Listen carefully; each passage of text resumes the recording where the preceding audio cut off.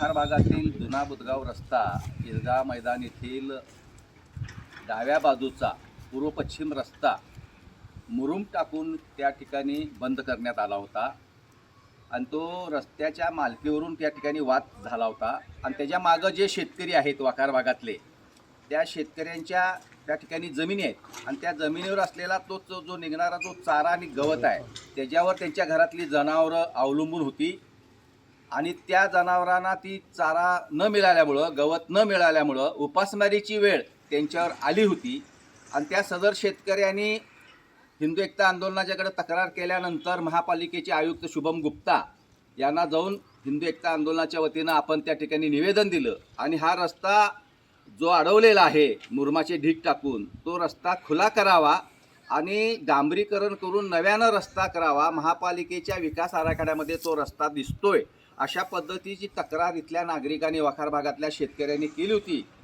त्यानुसार मोहम्मद अली बागवान हे मुस्लिम समाजाचे नेते त्यांनी या ठिकाणी भाग घेऊन ह्या शेतकऱ्यांची बाजून समजून घेऊन त्यांनी ईदगाहला सुद्धा ह्या शेतकऱ्यांनी वेळोवेळी मदत केलेली आहे अशा पद्धतीची त्यांनी आपली मत व्यक्त केलं. त्यांच्याशी सुद्धा त्यांनी चर्चा केली आणि आम्ही आज दोघांनी मिळून उभारून हा सदरचा रस्ता खुला करून मोकळा केलेला आहे. त्याचबरोबर ह्या भागात जो गटारीचा प्रश्न आहे तो प्रश्नसुद्धा सांगलीचे आमदार सुधीरदादा गाडगीळ यांना घेऊन आम्ही मार्गी लावणार आहोत. त्याचबरोबर या ठिकाणी जी खोकी आहेत त्या खोक्यांचं सुद्धा चांगल्या पद्धतीनं पुनर्वसन करणार आहोत आणि त्या संदर्भामध्ये लवकरच आयुक्तांची भेट घेऊन हे आपण मार्गी लावणार आहोत.